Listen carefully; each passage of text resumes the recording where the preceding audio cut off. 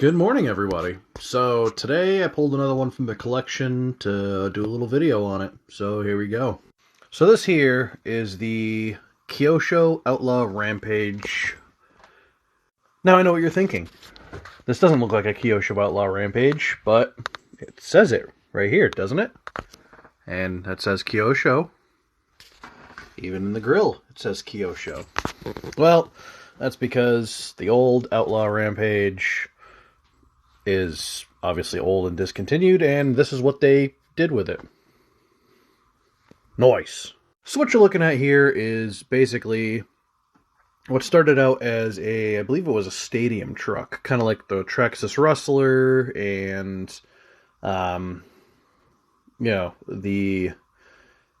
Tamiya's. The Tamiya had the Stadium Blitzer, and there was a few other ones. So it was a stadium truck like that. And they turned it into a two-wheel drive trophy truck. Similar to the Baja Ray, but that's four-wheel drive. But this one's got a couple of unique things about it. So unlike most RC trucks where the motor is mounted in some sort of place on the chassis or has its own like special trans case that holds it on the chassis, they went with a motor over axle style.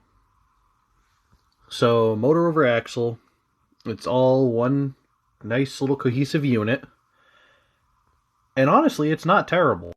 Personally, for me, I like the motor being inboard and shaft driven like the Baja Ray or like crawlers, where, you get the drive shafts coming down, kind of like a real truck.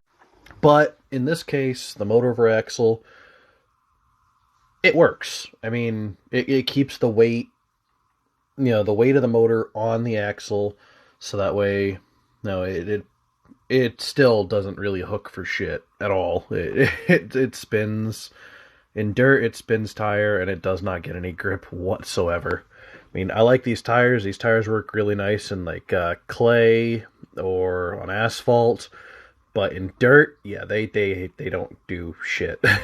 Being rear-wheel drive, it likes to just spin tire and do donuts. Oh, it's fun as hell, but you gotta be real careful with it. But enough about that. So, rear-wheel drive, motor over axle, solid rear axle, independent front suspension. Overall, a really nice set. Like, I got this truck, bought it new. This is one of the few trucks I've bought brand new, and I've basically left it alone. I mean, I added headlights, and I swapped out the shocks. The stock shocks were very spongy, plastic threaded bodied, so you could adjust them, but I swapped them out for these blue anodized aluminum ones, because this is the stock ride height. This is how it sat, or how it sits with these shocks. With the stock shocks that was in it, it would droop to about here, and that would cause a lot of body roll going into the corners, or just turning in general, or doing anything. It was very likely to tip over. As you can see, there's a lot of scratches on the roof, and the spots on the hood where it would hit the ground, and right here, because this thing was even like casual cornering, just playing around, it would lean way over and it would want to roll. So I mean, switching out to these blue anodized aluminum shocks, I've got them all the way set to, I think, would that be considered set up at the bottom? I'm not 100% positive what the terminology would be, but I have them so that way they're kind of just set completely normal. I don't have them adjusted at all. They're, set at the top, and it's pretty responsive. I mean, it takes a little bit more to get it to roll.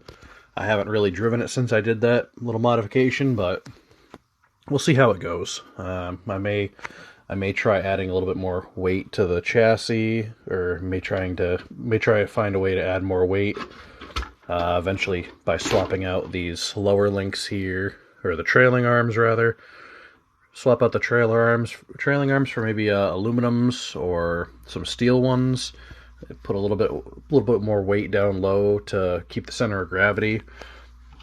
As you can see, there's not a whole lot to the chassis, and where its ride height, the way it sits, it's got a good bit of ground clearance. So, I mean, this thing will take jumps, and it's really fun to just drive off road.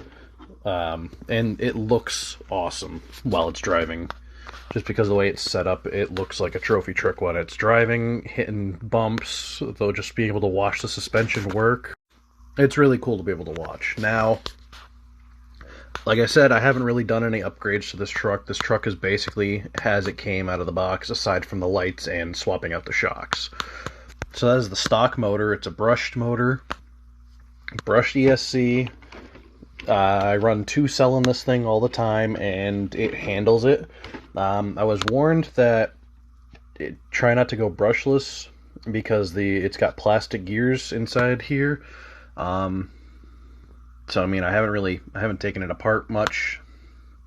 I was gonna bump up the gearing a little bit to make it a little faster, but I had it open and I realized I didn't have a larger gear than what they had in there originally from the factory, so I just closed it back up and I haven't touched it since. Couple things. It does come with a functional spare tire. That is a usable, functional wheel. And I'm 90% positive that these are on beadlocks. Plastics beadlocks right from Kyosho. So I'm almost 100% positive. Again, I have not had to do anything to this truck really. It is stock. I've been running it stock on 2-cell, and it just takes it.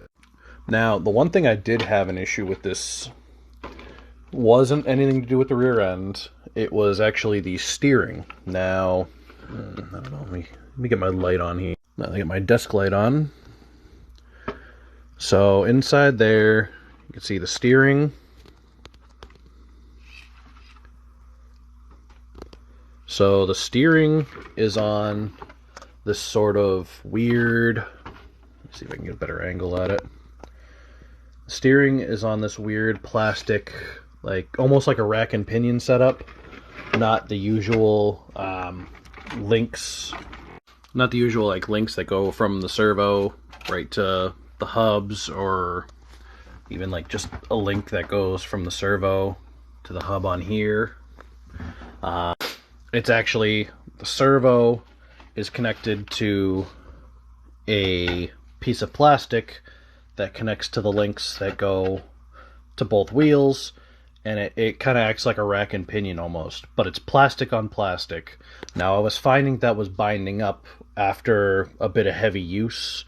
I'd drive it around, I'd get about 15-20 minutes into my run time, and at that point I was noticing the steering would freeze up, and it wasn't the servo.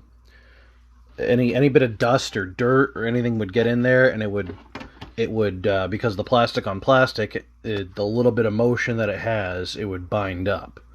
So I took some what do I got? I got Cow Racing dry spray lubricant. So I sprayed that in there, worked it through, and I haven't had an issue since. So that'd be my thing to keep an eye out for, is make sure that the steering rack stays lubricated, especially if you're going to be driving in a lot of dirt and it's going to be dusty, or sand. If you're going to take it to the beach, put some paddle tires on it. Just make sure you keep that nice and lubricated so that way your steering doesn't lock up.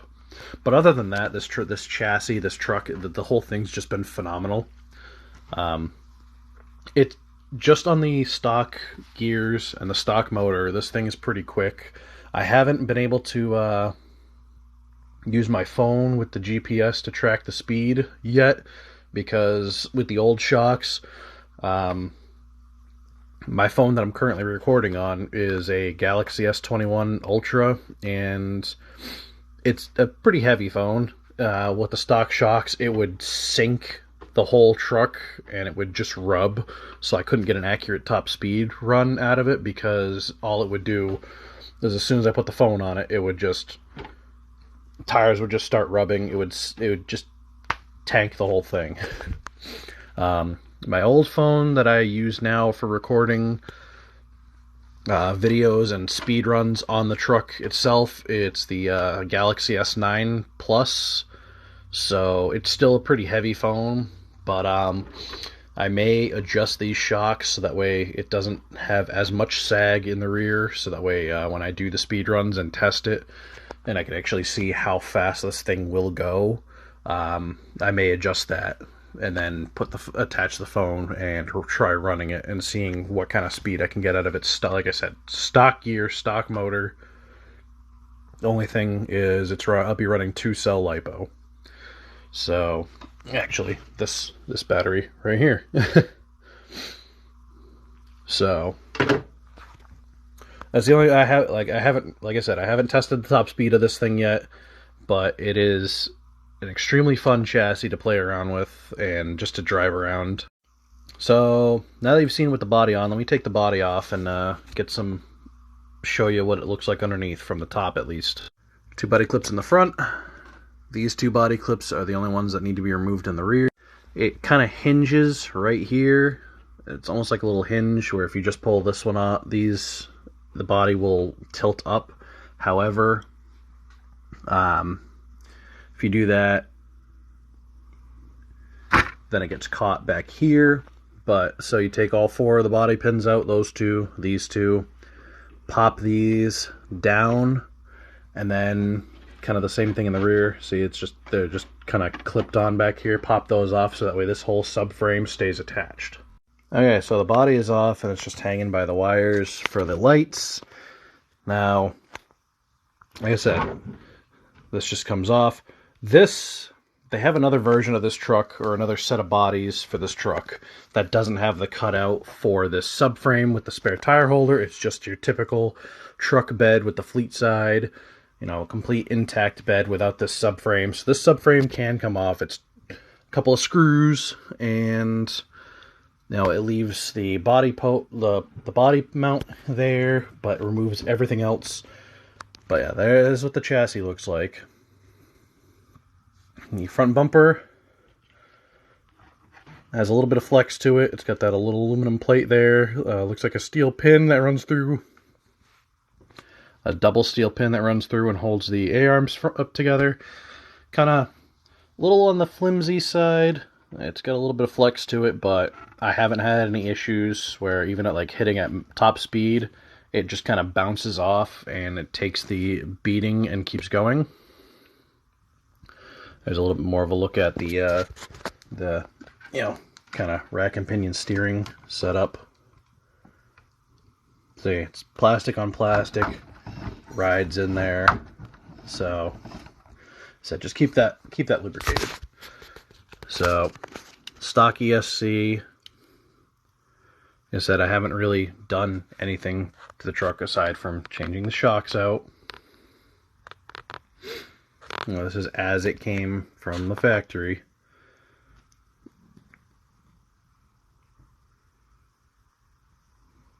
It's a good looking chassis, good looking setup. It's been pretty easy to work on. I haven't really had to do a whole lot to it. Like I said, I haven't had to do a whole lot to it, but... And all this is adjustable, so you can stick that out further for whatever reason, if you wanted to make it a little bit longer, a little bit shorter. I don't know why you'd want to do that. I guess maybe for different bodies, but I mean, it's all pretty solid under here. I mean, it's still just plastic, so it's not like some of those metal frame trucks that you see where they got, or like you can get the metal cages to put on trucks like the Slash and Stampede. It's just plastic, so it's more for looks, but I mean, it does hold up functionally pretty well. Like I said, I've rolled this truck had a tendency to roll over a lot, and I've rolled it several times, and nothing's broken. So I'm fairly happy with this. I mean, for the price, you really can't go wrong for a nice little, with a little bit of tuning and maybe some different tires. This could be a really competitive racer. I mean, these tires are, like I said, these tires are really good on clay and asphalt. So, I mean, if you're racing on indoor turf or clay tracks, this may be competitive as it is. But on dirt or anything a little bit loose, this thing has a little bit of an attraction issue. So, I mean, put on the proper shoes accordingly. But, I mean, these tires, they look really nice. They're not like hard as rocks, so they've got a little bit of give to them. So I mean, I would assume they've got more than enough grip for your average everyday stuff. But with the accompaniment of those beadlocks, I mean, I guess it's something you see more and more often, because like the Red Cat crawlers, they've been coming with beadlock wheels now. These wheels and tires were off a Red Cat that I got on my Ascender. So I mean, some trucks, the fact for this truck's price point, I bought this brand new. It was like $250 or $260, brand new off of Amazon. For $250 to get, they're just plastic, but to get plastic beadlocks, I mean, that's not bad. It's not a bad deal. I mean, especially for what this truck can do. I mean, the price point is pretty damn good.